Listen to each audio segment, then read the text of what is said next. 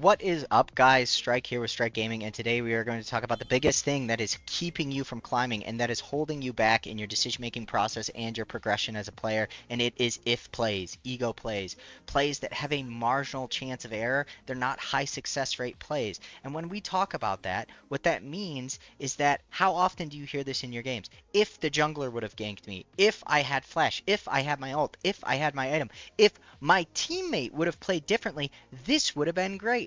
The problem with that is sometimes it's true, but when that becomes the narrative of your overall gameplay, it's putting you in a mindset where you're taking these marginal coin flip plays and you don't even realize it that don't have a high success rate. And when you're playing with a low success rate play after play after play, then you just end up falling further and further behind. The guaranteed play is honestly most often best. So, we're going to watch how an if play ruined an entire game for me from 1 minute into the game here. So what's happening here is an invade. So I'm going to put some options up on the screen here, and you tell me why this is an if play and why you think this is stupid. By the way, this is a Masters game. All right, so hopefully you've made a decision at this point, but the reason this is a bad play is because potentially this is a 3v5. We have no vision, we have no control, we don't know where anybody is at this point in the game, right? So we could be walking into a jungle full of people. This is all a danger zone, and it only gets worse, right? So we walked in potentially into a 3v5. Now the smart thing to do would be to cut our losses and get out, right? But what's going to happen here, because we're taking one if play after another, and it's like, well, if they're not here, maybe they're deeper. Maybe more can happen, right? And then Italy decides to go back in.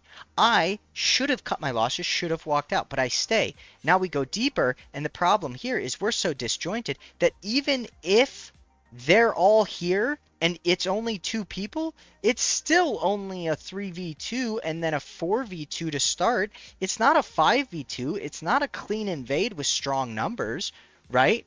So overall, this is another bad play. Now we get spotted, we get chunked a little bit with a W, so we decide, okay, we got to get out of here. But what's the problem at this point? Well, the problem at this point is that we've already given them vision up on the top side. We've given them control of our top side jungle. So realistically, all of this is a danger zone for me, right? I shouldn't be going anywhere near this top side of the map. I should be going all the way around. That's what I have to do to pay for my mistake of operating on an assumption. But we'll watch. You there. It's you. You got some explaining to do to me. All right? What's up with this? What if it's about? You know, people are watching, but you're not subscribing. Subscribe. All right. Back to the video. I'm watching you. Watch how when you're not locked in, when you're not paying attention to your decisions and you're operating on these ifs, right, it can make the game even worse. Now, what did we just see right here? We just saw Hui, right? Now Hui went there. We can see that there's vision here. It's been pinged, right? So now I'm walking potentially into a 1v3 because we know that only two people are on the bot side. We have no vision anywhere in this jungle, right?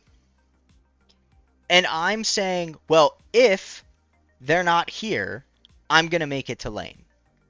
If they're not here, I'm going to make it to lane. I'll get to my minions. It'll be fine. I'll play out the counter matchup.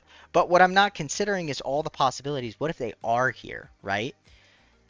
Now, this is where it goes really wrong, right? I've gotten chunked out. I've got to leave. I can't go that way, right? We've got Hui here. Now I'm going to get chunked out even more. Aatrox is here too. I have to burn my flash immediately because I'm not going to be able to get out and survive otherwise. Now I'm down a flash. I'm down health. I have no priority on the wave. And on top of that, if that wasn't bad enough, now in a counter matchup against an Aatrox, I'm going to be down in levels too. So I have to walk all the way back. And he has an entire level advantage on me starting at level 1 first wave of the game. And the reason why I'm showing you this is not because I want you guys to look at it and be like, well, you know, that guy's not qualified to coach some Masters player he is. I'm showing you this because even in Masters, people make these decisions. Even when I'm tired and I'm not paying attention, I mess up. But it is terrible in low elo. It is everywhere in low elo where it's if my jungler would have ganked, if my support would have played better. If, I had my flash, my summoner, if I had, my ultimate up. The problem with these decisions is that they're all marginal, right? At the end of the day, what we want to do in League of Legends when we want to win games, if we're playing seriously, is we always want to fight with an advantage. This game is not about fighting fair at all. Why would we ever fight fair? We can be a level up, an item up, right?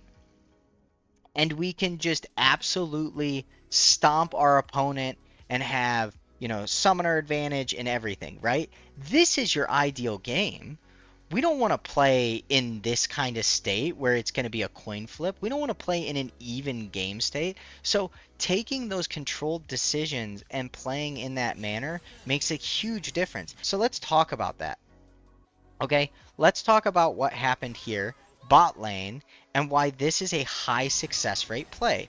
All right, let's see. So what we know, right, is that we know that Soraka has used heal, right? And that she's level 1, Ashe is level 1, we have health advantage, right? We have summoner advantage on our AD carry, right? Now, Lulu has used her heal, but what we know is we know that Nidalee has the advantage on the top side here, and the reason Nidalee has the advantage on the top side is because we know that Vi started up on our top side when she was messing with me, right? So now let's watch this play out. We know that because of all of this, and because Nidalee has red buff, took Vi's red buff, and Vi does not have red buff, despite this being a level 2 to level 2, Nidalee actually has the advantage here, and we are crashing a wave bot, so they have to make a choice between either helping or losing their bot lane, right? So this is a lose or lose situation for the bot lane. Now, the reason why this is important is this is an even fight. They have a distinct advantage. So this isn't a if play, this is more of a guaranteed play. Now, it's hard to say anything is guaranteed in League, but you could say that this play has a 70% plus, or yeah, 70% plus chance of success. Now, some people will say 80% plus is a good rule, but sometimes it's hard to see something that's 80% plus in this game. So I like to say 70 to 80% is what you're looking for in terms of success rate. If you make a decision that you're really going to follow up on something, and then that's the play you're going to make.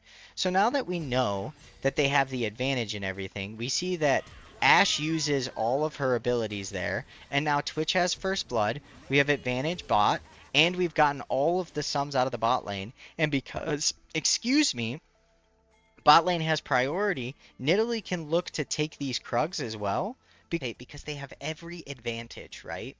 So these are the kind of plays you want to look for. Anything that's a marginal if play, avoid it. Anything that's a strong play where you know you have summoner advantage, you know you have ult advantage, you know you have level advantage, you're stronger in the level 2, you have numbers advantage, you have vision advantage. Any play where there's multiple advantages where you look at it and you're like, hey, there's a 70-80% chance this works. There's no way that there's a very small chance that the enemy can make a reply. That's the play you want to go for. Anything else, it's just a lot of ego, right? And it's a lot of hypotheticals. And more often than not, it makes it harder to review your gameplay and see where the gaps are. So hopefully this helps you guys.